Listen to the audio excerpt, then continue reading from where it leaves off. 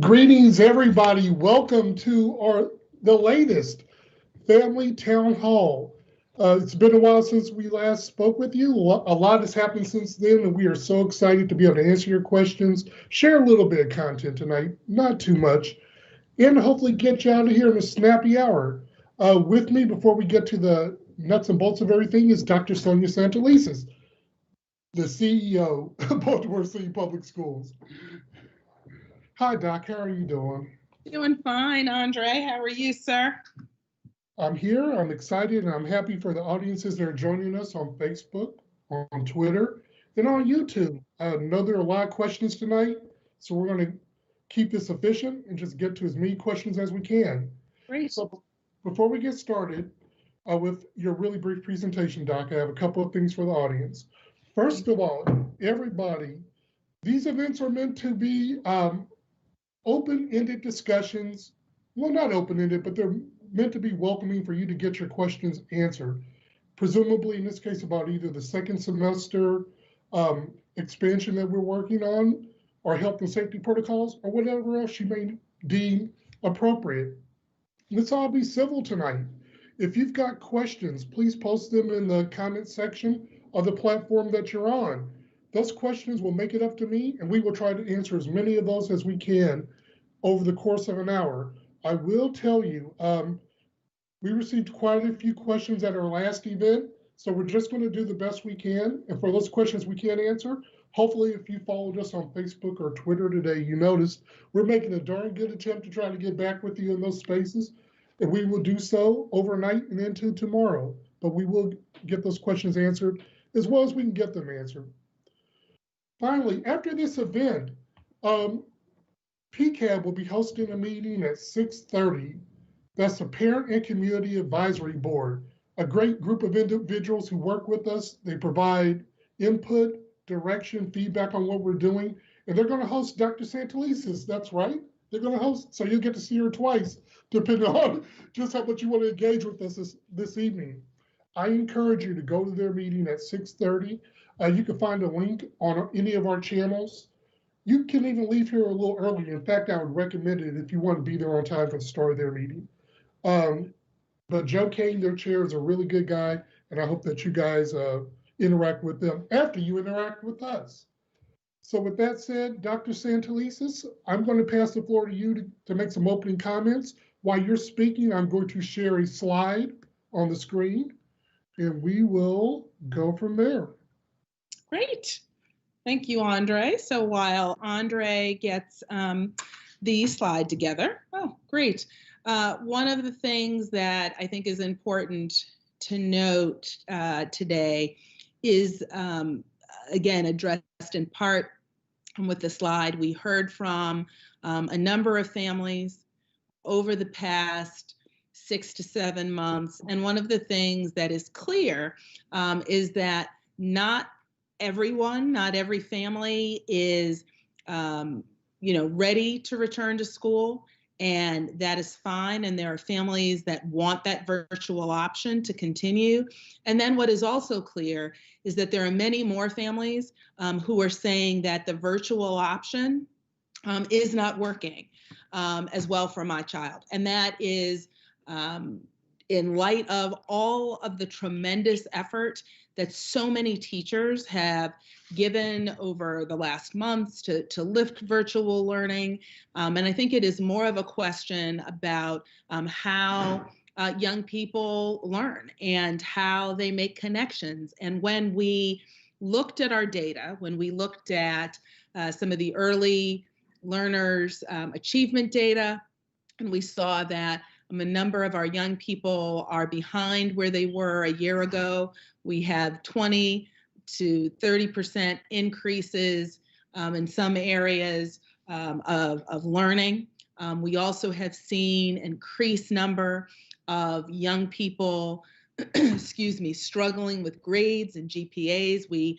One of the grades, I'll give an example of with that, is our 9th graders, that across the city, we've seen a significant, almost 30%, just over 20%, I guess, increase in the number of 9th graders who have one of the warning indicators connected with a much more difficult road to high school graduation and to post-secondary success overall. And so really the driver behind why we're adding more classrooms now is one, the achievement attendance levels of our students are not where they should be.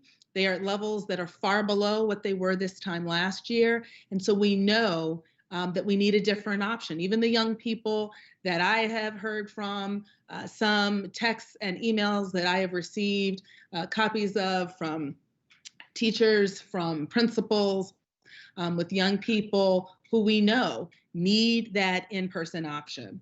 The second, I would say, thing is that we know from the slow and steady work we've been doing with small groups, beginning last summer, really ramping up in September with our student learning centers, and then some of the targeted in-person small group options in November up until now. What we've seen is that we've developed the systems, the protocols to safely mitigate a return to the COVID factors to facilitate a return to school. So bottom line in that is we've shown we can do it safely.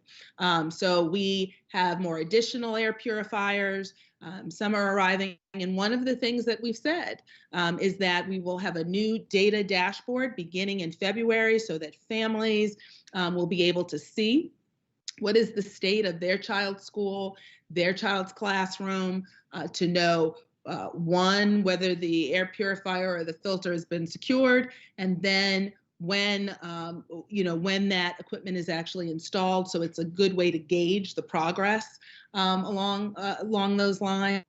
And then one of the other pieces that I think is really significant, and that the new state guidance rolled out tonight rightly highlights, and that is the transmission rates of COVID within school buildings. And one of the things that we are seeing from the work we've done since the summer is that literally since September, the in-school transmission rates, meaning COVID that is contracted at a school or a meal site, our numbers are incredibly low. We have had no cases of transmission at our in-person learning site and only one case of transmission at our food and nutrition site. And a lot of that is due to what we know about implementing strong mitigation protocols. And those are protocols that have been endorsed by our health advisory committee. They match the CDC recommendations, and they have been approved and verified by our own Baltimore City Health Department. So with that, I would say that's really the second reason why more classrooms now. We have the need, we know we can do it safely. And then finally, which is why we're here tonight, is we know that there are families who want this option. No family is mandated to come back. Families that are concerned about coming back, this is not to make you come back, because we know families are different, and we believe every family in Baltimore City, no matter where you live in this city, you should have the option of having an in-person learning experience for your child or children, if in fact that is where your children learn best, they thrive best.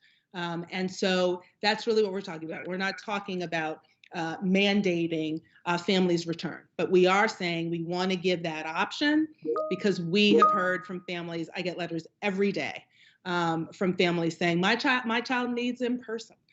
So that's where we are. That's why more classrooms now. We believe we can do it safely. We're matching so many of the school districts that actually have much higher rates than we do that have safely reopened, given the fact that there are certain mitigation factors in place. So that's the why to the major question. And then I'm just going to turn it over to Andre so we can get to folks' questions.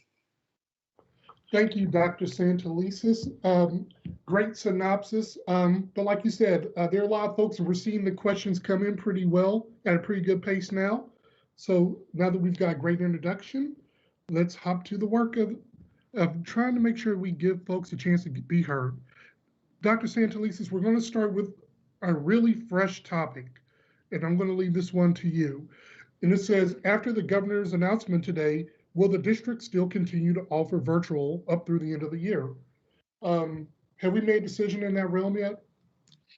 Well, I think what is safe to say, Andre, is that even with, we're still unpacking the new state guidelines. And, I was in another meeting when the governor's press conference was taking place. So we'll go back and review, but it is safe to say that for everything we have looked at so far, we'll look more deeply. There is nothing preventing us from continuing to have a virtual option for families. There's nothing in what the governor said today that prevents us from having that option for families. What it does do is emphasize the need for an in-person option for families who want that. So bottom line is, if you still want a virtual option as a family, you will be able to still get that virtual option for your child. Thank you, Dr. Santelises. Now, it's not just Dr. Santelises tonight, she's just on the screen. In the background, we have a cadre of experts, members of our leadership cabinet, executive directors, content experts, and I'm going to call one of them to the front. So Doc, you can turn your camera off, and we'll get back to you in just a little bit. Janice Lane, can you join us? Hi, Andre. Happy New Year. I haven't seen you all year, so it's just good to see you. Hope you're doing well. Great to see you as well. Okay, Janice, we've got quite a few academic questions tonight across our 3 platforms, so we'll start with an easy one. How do you think teachers teaching both students in person and online will offer a more quality teaching experience than if they were all virtual? Did that make sense? Yes, great, and thank you. I want to say thanks for everybody sending in the thoughtful questions as well. I think, to echo some of the points that Dr. Santelises made, there are some students that need that face-to-face instruction. There are some teachers who are begging for that face-to-face opportunity. So we not only get information from what students are doing in the computer or in that virtual setting, but also get the day-to-day cues that you can read students' responses in their faces, where they've hit frustration, where they're meeting with success. So the idea is that teachers would have the option. Each of the school leaders is working currently on schedules for their return, so that there will be times that teachers could be teaching simultaneous, meaning that they're teaching in their classroom and students at home at the same time. Or there will be options where one teacher may teach virtual and one teacher teaches face-to-face. So it's really the opportunity for us to ensure that everyone gets the highest quality instruction, feedback, and support that they need to ensure that they meet with success. Thank you, Janice, for that. I love that answer. Thank you a lot. And we've got at least one more for the immediate term. Would you mind taking another one for us? Absolutely. All right. This is a more succinct one. How do you teach children to read with a mask on? That's a great one. So for our earliest learners, where we're teaching phonics and decoding and importance of where students need to read lips and see mouths moving, the teachers will have masks that actually have clear screens over the front, so that as students are working, they can see the teacher, for example, sounding out words, blending words, putting words together. So any teacher that has early literacy focus or students that may need that, such as students with special education needs, our teachers will have those clear masks to be able to support them with that. Also, the social distancing allows teachers to be able to articulate and make sure that they are clear in what the expectations are for students as they read. So that will be one way that we can really make sure that, as I said, that mouths are seen and people can be able to infer from that the sounds and cues. Thank you, Janice. I saw that question. I was wondering myself. So thank you. It's a great one. All right, Janice, thank you. If we need you again, we'll call you back to the front, but it's good to see you. Thank you. Perfect. Thank you. All right, next we're going to call our Chief of Staff, Allison Perkins Cohen, to the camera. Can you come join us, Allison? There you go. Hi, Allison. It's good to see you. Turn your mic on. There you Allison, we've got a number of questions on a few different topics, but we'll go with the one that we want to start with first. Right. Allison, if high school students move throughout the building and there's a case, is there a case where everyone will have to quarantine because of the intermixing? And I think this is opportunity to talk about our pod concept overall. Mhm. I'll let you take that. Sure. So yes, high schools are harder. There's no question that high schools are harder because of the reason that the questioner puts in their question, which is that they move from class to class. So that does make it more challenging. Our team is working, actually, John Davis is right now meeting with high school principals, working through different scenarios for how to make that work. So there's different ways we could do that. We could limit the number of classes that that students are doing in person, and they could do some virtually. We could have kind of A day, B day to kind of so that they're going to some classes on one day, some classes on another. So we're working through some of those scenarios. Another thing that we can do with high school is that we're working on is also increasing the amount of so we do have COVID testing in place at all of our schools. So I think we've talked about, Dr. Santelises referenced it too, is that we have a partnership with the University of Maryland Medical System where anybody who has symptoms, a van comes and takes health professionals from the convention center testing site and they bring them to the school site and they can do on-site testing for the staff or student who's symptomatic. On top of that, we want to add some additional testing for asymptomatic individuals. And we're working on that now. We hope to be able to announce something in the next few weeks about that. But part of that we're looking at focusing those resources on high schools for the reason of the question, which is that what we've seen that's helpful in other places is doing more kind of survey testing in high schools of asymptomatic individuals, both of the staff and the students, so that we can identify individuals before they might be showing symptoms and then keep them home. And you want me to talk about pods? You want me to talk about pods now? Yes, exactly. Because we're when folks talk about what's going to happen, especially at the elementary level, how are you going to keep one class from intermingling with other classes? Yes. So the pod concept is partly what we've done. We've done that really carefully with elementary schools. It is a lot easier to do it with elementary schools. So what we do with elementary schools is that students are assigned to a pod, which is like a learning community, their classroom, where they stay with that group of students. So if there's 15 students who are in person, then that pod of students with their teacher is a pod, and then there may be maybe the art teacher comes in and works with a couple pods to come in and offer their support to those pods. But we're trying to limit the number of people interacting. In a high school, what I was talking about in terms of doing some virtual, because of the difficulty of keeping students in pod because their American history class is a different group of students than they take physics with, then do we limit the number of classes they go to so that they're not crossing so many pods, so that they do 2 classes in person and then they do virtual, and maybe we switch that up. So we're still working that through, what the different ways are to limit that exposure and that cross pod exposure, so that we can try to keep students from interacting too much. Thank you, Allison. Today I saw a lot of questions on our different channels about that, so we want to make sure folks are clear about what we're doing to keep kids safe. Thanks, Allison. I'm sure I'll be back. All right,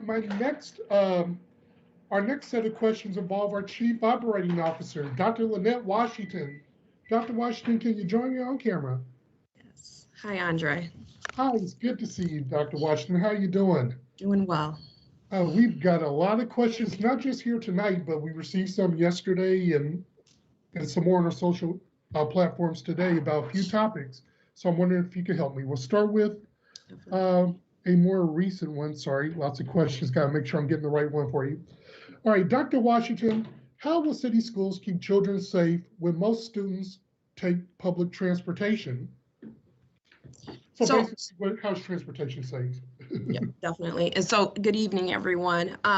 So most of our children, we have two ways of taking transportation. We have the yellow bus, which is what city schools manage with contractors. And then we also are in close discussions with the MTA.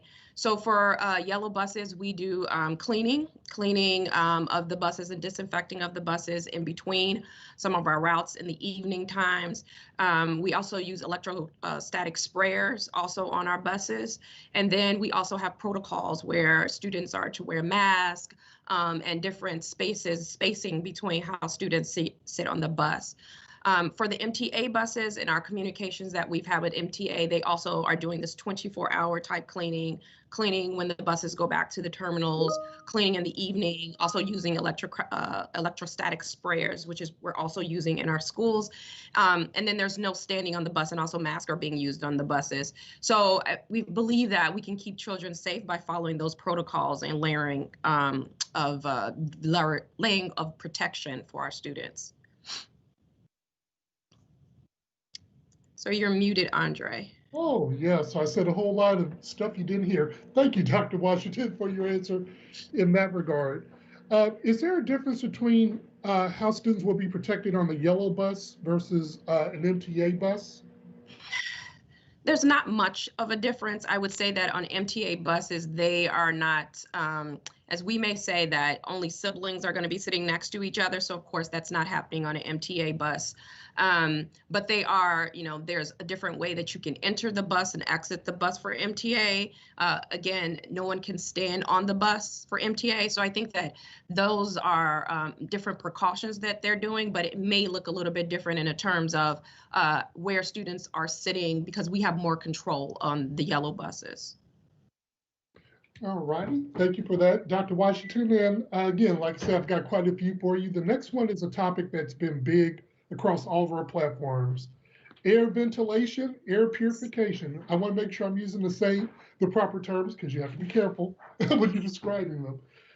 Dr. Washington, the biggest question, the most repeated question is, folks may have saw the Baltimore Brews story, or they've seen other reporting, and they're wondering, are we going to have the proper filters or purification equipment installed for this expanded second semester effort? Will we be ready in time? Yeah. And so, Andre, we will be ready. There are a couple of things that I just want to provide clarity for. So in terms of filtration, we, as the district, in the very beginning, we said that we would be putting MERV 13 filters in all of our schools. And so a filter is something that you have in your home, in a hospital, in a dentist's office. It's a basic filter. All of our schools currently have filters and have had filters. They've been called MERV 8 and MERV 10 filters. The MERV 13 is a finer filter that we're putting in our schools because it can address some of the particles from COVID-19, and they're more efficient. And not all schools will get MERV 13 filter upgrades, right? There are some schools, when we did a building-wide assessment of all of our buildings, some of our schools are just too old to receive MERV 13s. And all of our non-AC schools are not going to receive MERV 13 upgrades. So for those schools, we are doing air purifiers within those particular schools. I think some of the data that was put out was basically showing which schools were completed and which ones were in process. And so we have about 60% of our schools that will receive MERV 13 upgrades are either completed or in process. And so in process means that if most schools are receiving between 40 to 300 filters. So if one filter of those 300 are not completed in that building, it will be listed as in process. Also, as we're upgrading, one of the things that we're doing for schools that do receive full MERV 13 upgrades, they will receive temporary purifiers in those classroom spaces until the full upgrade is completed. So when you, as Dr. Santalicia, she talked about a dashboard that's going to go online in February, where a parent can go on and say, my student is in classroom A. You can see what that classroom is, if it's being supported by a purifier, if the purifier is installed in that particular classroom, or if the MERV 13 is upgraded for that particular building. So all of that, all of our purifiers are in our inventory. So if the school has not completed the MERV 13 upgrade, it will have a temporary purifier for that space. And purifiers are just as effective as your MERV 13s. All right, and I have two supplementary questions to that first one. One question is, How do you know an air purifier is of the appropriate size for the room that it's in? Yeah. So most of our classrooms require 2 to 3 air purifiers. When we did the full building-wide assessment, we know the measurements of every single classroom in the district. And we also know that there is a certain amount of square footage that's required per purifier. So we take the measurements and the amount of square footage required per purifier, and that lets us determine whether it's 2 or 3 purifiers that's necessary to support that particular space. Right. And finally, Dr. Washington, you're doing great. I appreciate you. We were asked today, what if a device breaks down? What if one of those purifiers breaks down? What if the air handling, the air ventilation breaks down in a building when we're having school? What happens? So I think that it's important to, there's 2 different pieces that we just talked about, right? So one is your filtration, the other is your ventilation, right? So if the filtration, which is your air purifier that may be sitting in a building that does not have a MERV 13 filter upgrade or what have you, if that breaks down, then all we have to do is the person would call their facility manager for that particular site, and they would bring another unit to be installed in that particular site. If there was a breakdown of a ventilation system, and let's say that that building was a MERV 13 upgraded building and the ventilation system breaks down, then we would bring in an air purifier to support that space until the ventilation system was repaired and fixed. Dr. Washington, you've been great. Thank you. Yeah, those are all, this is great information. There seems to be a lot of concern and confusion after that article. We'll make sure certain that everybody has great information. So thanks, and we'll see you in a little bit. Dr. Santelises, before I call you back, I want to remind our audience at 6:30, PCAB is hosting its own meeting that will feature our CEO, Dr. Sonia Santelises. It'll be a little bit different from our town hall, but we're encouraging you to attend. It's an opportunity to get informed, to hear those hard questions be asked, and so you can get what you need to make the best decision for you or your family. If you are a parent in the district, and if you're a staff member, just so you have a more well-rounded picture of what's happening. So Dr. Santelises, can you join me on camera, please? I'm here. Hi, Doc, how you doing? Hi, Okay, Doc, we have some more, I guess I'll call them strategic questions I think are best suited for you. So we're gonna share a few of those with you. Dr. Santelises, we talked about data in our slide earlier, and as that's one of the things that we're considering as part when we decide why we should be hosting in person. Are you saying that we have higher demands for academic needs and the health of our staff and families? No, not at all. I mean, as a matter of fact, it's part of why, one, we started the school year completely virtual. It is part of the reason why we have done a very kind of slow and steady return into school buildings. I think, as Dr. Washington noted, it is why we made sure that we could, have all of the mitigation supplies and things that we need to make the spaces safe. And I would say we have the benefit of really getting counsel from world-renowned medical professionals and scientists, public health professionals from Morgan, from Johns Hopkins, and from University of Maryland Medical Center, in addition to Dr. Zaraza, who is our health commissioner. So I actually think we have a very high standard for those medical thresholds, to the point that, when we were going to expand in-person learning back in November, we were initially going to start with 44 schools. We reduced the amount to 27, in part because we saw in certain sections of the city, numbers were high. We wanted to make sure that we could, mitigate against those factors. I think similarly, we have adjusted by going all virtual after key holidays like December break, as well as Thanksgiving break. And again, this is about options for families. We are not forcing families to return. We want families to have an option. And so actually our threshold for return has been incredibly high, given that there are many, many school districts across the country with very similar demographics to Baltimore City that have already opened. But we have been slow and steady because of the fact that we know we want to be in a place that we can do this safely. And we've done that. Our transmission rates are low. And we have had a very, we've had serious investment in making sure that those health protocols are in place. So I would actually say that our health standard is incredibly high, and it's why we have been virtual for as long as we have. Right. Thank you, Dr. Santelises. Another question, I guess it would be one of equity. We're being asked, since it's safe to return to school, are the board members and city schools officials also returning to their jobs at North Avenue? Now, while I know you can't speak for the board, from the administration perspective, where are we? No, from the administration perspective, when I go into North Avenue, I pass a number of central office staff every time I go in. I would say the other piece is we have similarly evaluated spaces in North Avenue and central offices to make sure that, for example, the same kind of safety protocols that we are examining space for in schools, we have also, open for, that we've taken all of the spaces, in Central and North Avenue for that. So we do have people going in, I go in, and one of the reasons why is because, again, we've been putting these factors, we've been putting these mitigation processes in state. So we actually do have a number of people back, but we also, very similar to schools, are going to have rotating schedules because for some people the space is, incredibly small, and we need to make sure we get the mitigation factors right. But we actually do have staff back centrally in a number of places. Thank you, Dr. Santelises. And our final question, we're seeing this one repeated quite a bit today.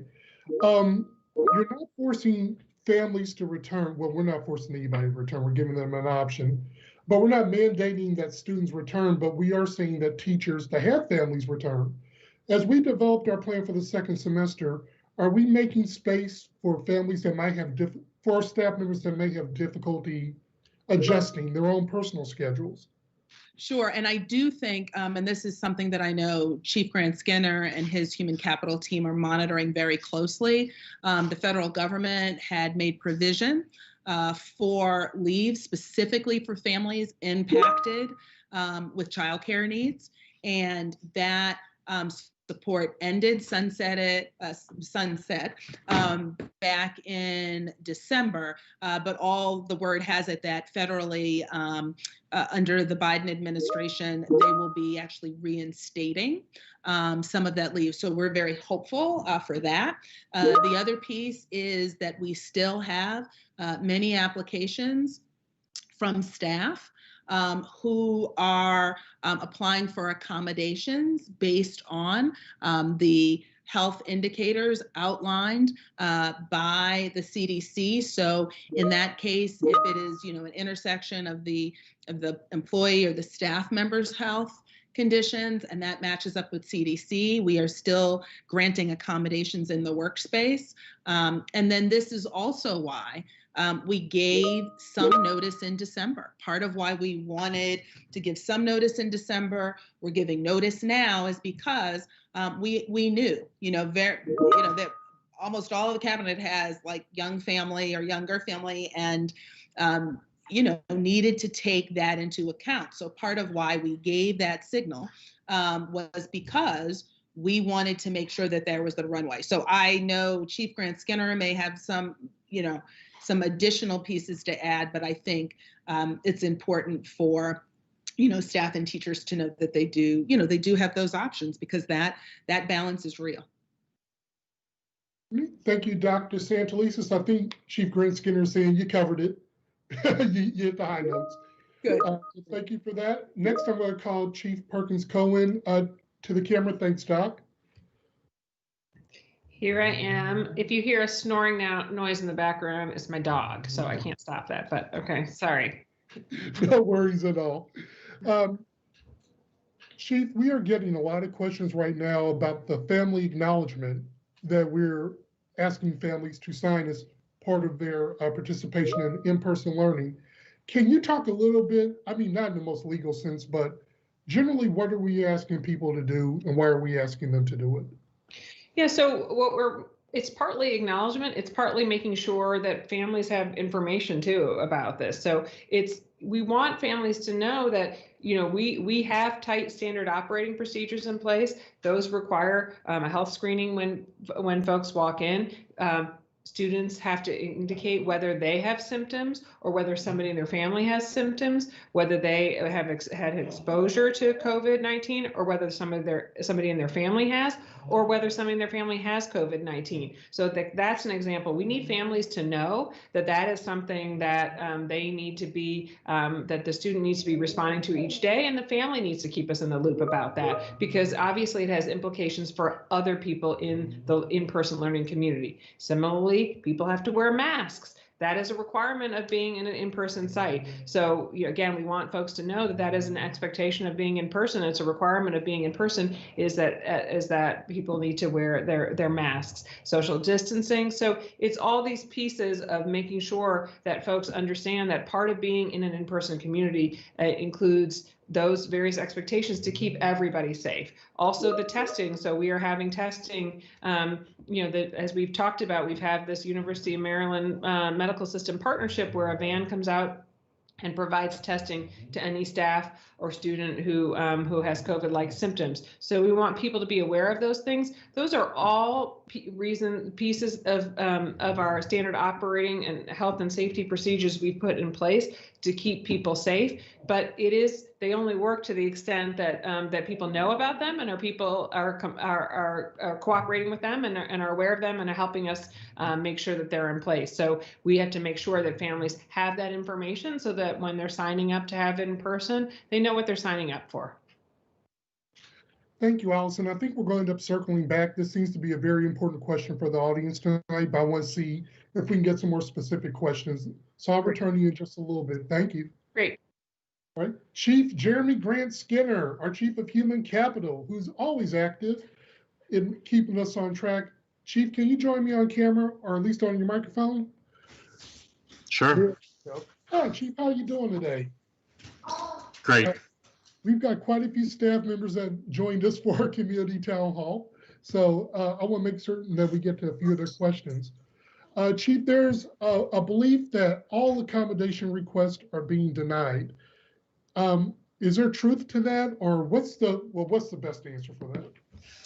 No, that's not true. Our legal office and human capital offices together review all accommodation requests on an individualized basis, and partly that is interactive, talking more with the employee and talking more with their supervisor.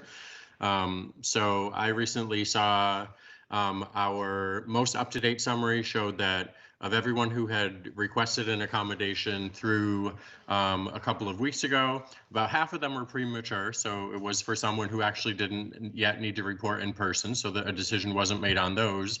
And then the other half were split. About 50% of them led to an accommodation that allowed an employee to remain fully or partly working virtually.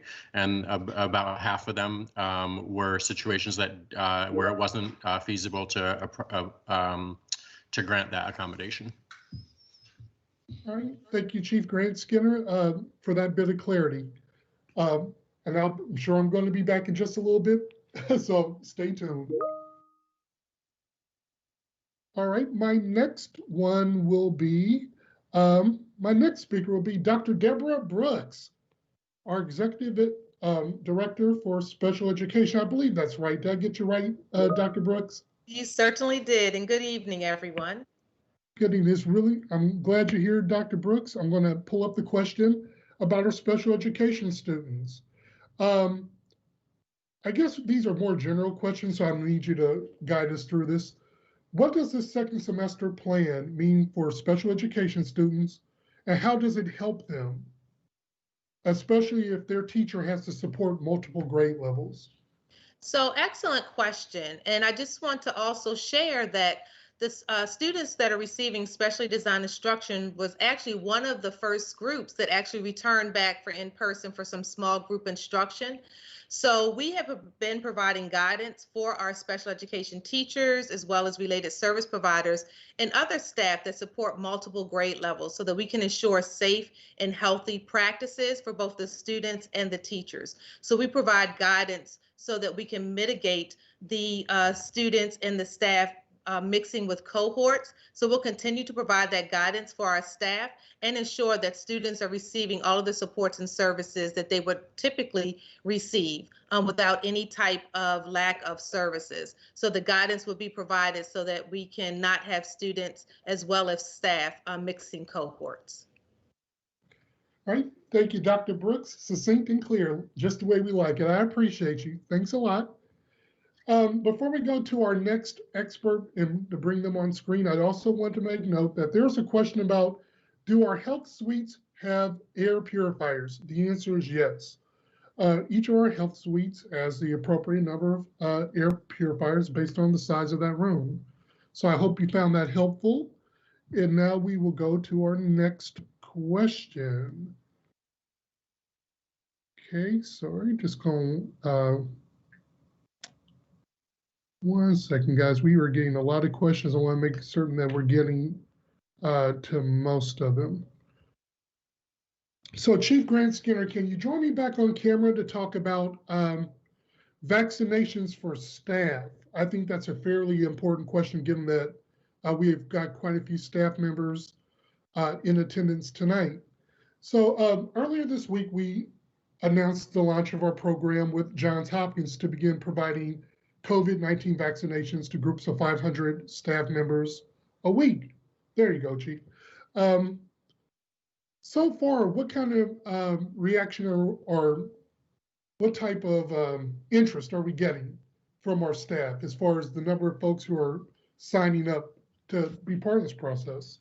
Yeah, thanks, Andre. It was really exciting earlier this week to be able to launch the partnership with Johns Hopkins and now to partner with some other local healthcare providers to expand the vaccinations that we're able to provide to employees.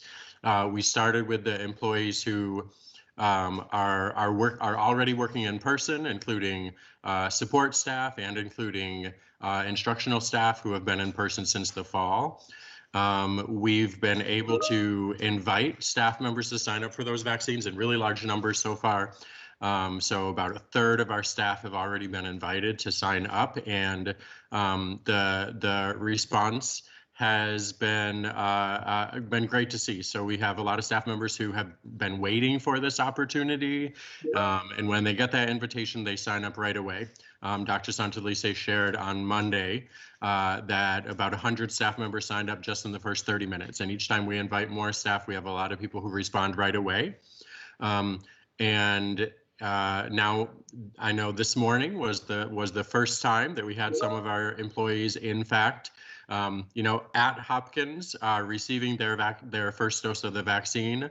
So we've heard a lot back from people about excitement about getting signed up and now, in fact, getting the vaccine. And there's more opportunity. So even now, the vaccines that were available this week and are available next week, we're still going to hit the number in terms of signups. So folks who've been invited still can respond and have the first dose of the shot, in fact, next week. And as our partners have said, this is really a starting point. So we're hoping that moving forward, we'll be able to even get beyond the minimum commitment that's been made weekly so far. All right, Chief Grant Skinner, stay tuned. I got a couple of follow-up questions. One is about accommodations, but one actually has to do with the vaccination program. We were asked several times today, will staff be able to get time off if they're scheduled to get their vaccination, if presuming they make it through the rest of the program? What's the district's position on that? Sure, we'll be providing guidance to supervisors about this in more detail, and Absolutely. We want staff members to be able to receive the vaccine on the schedule that they receive from the healthcare provider. So if that happens to be during work hours, we will accommodate that, and we'll be giving more guidance to supervisors to make sure that happens every time.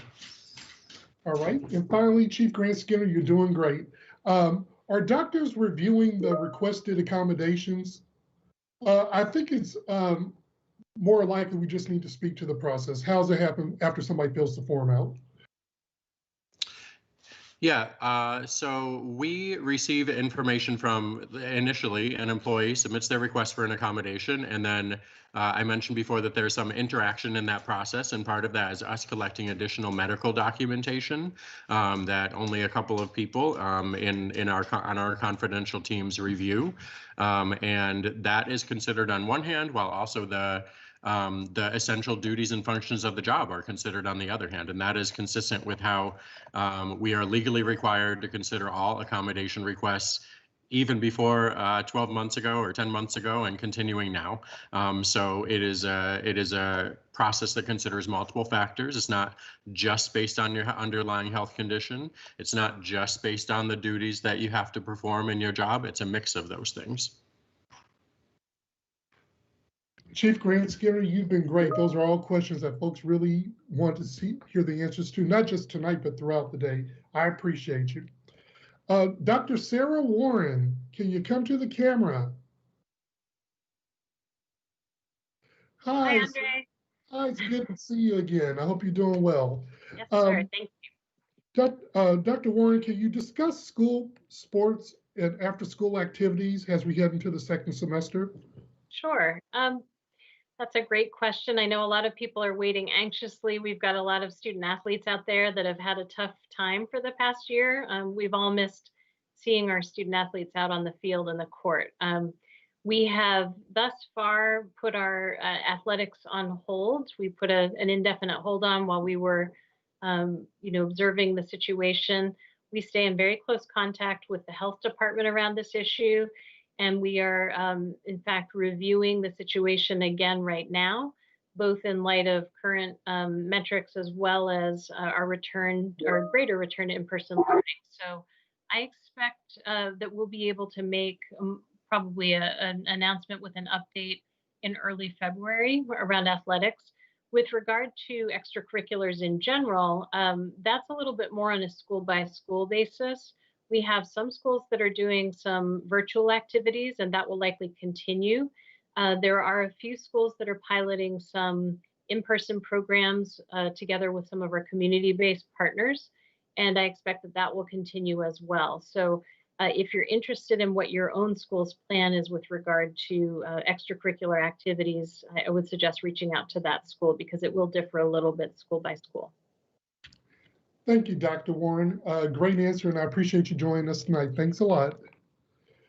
All right, everybody, we're about 9 minutes away from the end of our event and the beginning of the PCAB event. Remember, the Parent Community Advisory Board is hosting their own meeting that will feature our CEO starting at 6:30. So you can hang with us right up until the end, or if you feel like you've gotten your questions answered in this space, I would join them for their meeting so you can continue to be informed. But they're great partners of the district. We want to make certain that our event doesn't take away from their ability to help parents and help the community. So again, PCAP starts at 6:30. Feel free to stay with us, or you can head that way now, and we'll continue doing our best. Chief Grant Skinner, we have another staff-related question, and thanks for jumping back in. I want to make certain that we get a lot of these answered. This involves leave for staff for childcare. What is the process for leave for staff members to request leave for childcare? Are there deadlines involved? What steps should they take? Sure, thanks, Andre. I'm going to add to what Dr. Santelice started to talk about earlier. So there are some types of leave for childcare that are available all the time to our staff members, and those include some paid and some unpaid options, and those options remain available. At the same time, since April of last year, we've also implemented partial paid leave for employees who need to request that leave in order to provide childcare because their child doesn't have access to a school or to a child care facility due to COVID.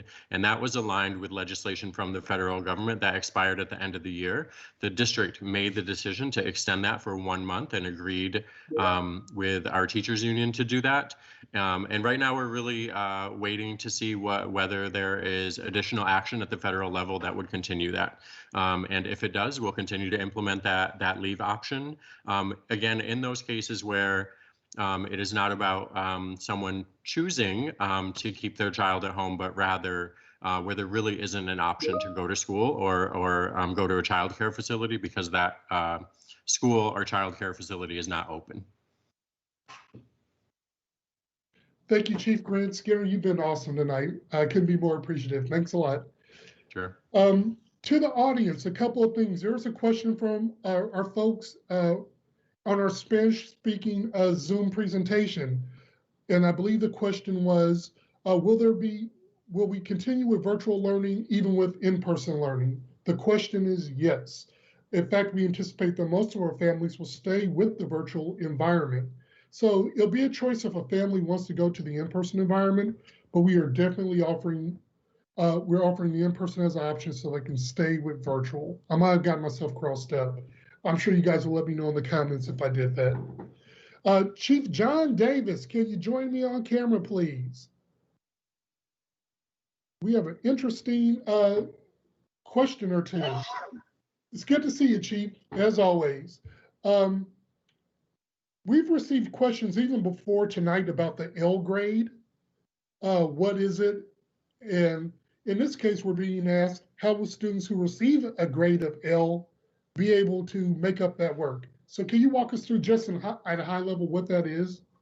Sure. The L grade is when there has been a student that has had real difficulties getting online and being able to complete the work, and to some degree in circumstances beyond their control. And so we wanted to give them extra time to potentially get the grade or earn the grade, if you will. It could also be a situation where, right, maybe the grade will be averaged over, say, 3 quarters instead of over 4 quarters, if in the second quarter they got a laptop or if they got a hotspot, right? That's usually what this comes down to. If a child didn't have the necessary equipment and a school knows this, then we just didn't want to harm their grade. We wanted to give them additional opportunities. And so, right, it'll be partially being able to be made up second, third, fourth quarter, and it could also be where a child ends up having their grade averaged over the 3 quarters that they had the equipment. You're on mute, Andre. There we go. Chief, I got one more for you before you go. And to the audience, before I ask this question, we are going to finish addressing your questions about the waiver. We've not forgotten you. We are just getting our experts on to make certain that we give you the best possible information. So after this question, we're going to return to that one. But Chief Davis, for the immediate question, the speaker says, my PK student is doing really well virtually and will be staying home due to a high-risk household member. I am worried that his teacher will not be able to keep up with him on Zoom, with kids both in the classroom needing so much supervision and the kids at home needing supervision. So as we look at education for pre-K students, are we providing additional professional development or opportunities for staff to be able to manage that two-way teaching effort? So 2 things about this. One, pre-K students we're not calling those teachers back yet, right? It's K, 1, and 2. And so in that particular case, I don't think there's anything to worry about. But to the larger point about professional development, yes, right? We have been providing ongoing professional development, how you set up your class, how you use your equipment in kind of a dual virtual and in-person setup. And we will continue to do that. There's a professional development day next week, and there'll be sessions that teachers can avail themselves of that kind of go over that. And so that we've got some practices we've learned over the past few months and we're going to use that. Again, it's our best teachers that we learn from, and we learn from our experience. So yes, development will continue. Thank you, Chief Lisa. I appreciate you joining us today. It's good to see you. All right, Chief Perkins Cohen, I'd like to call you back just so we can see if we can make another pass at providing great information about the consent form. I too am misusing the term and calling it a waiver. That is not what it is. So as we talk about the form that parents are being asked to sign, what is it, and in general, what is the scope of it? So it is so it's a consent form, and again, it is what we're trying to do is, if people are coming back in person, I'm a parent too.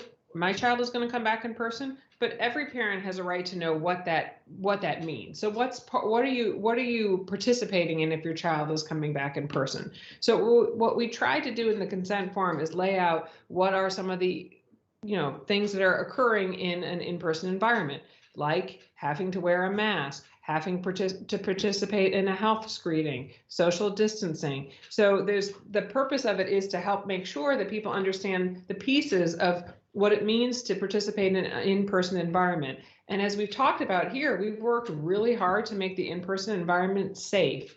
And to do that, there are things about it that are different from the classroom of a year ago. And so we want to make sure that parents know those pieces. Again, the testing is a piece of that there is a testing van that will come and do testing for students if they have symptoms. So we want parents to know that, because they need to make a choice.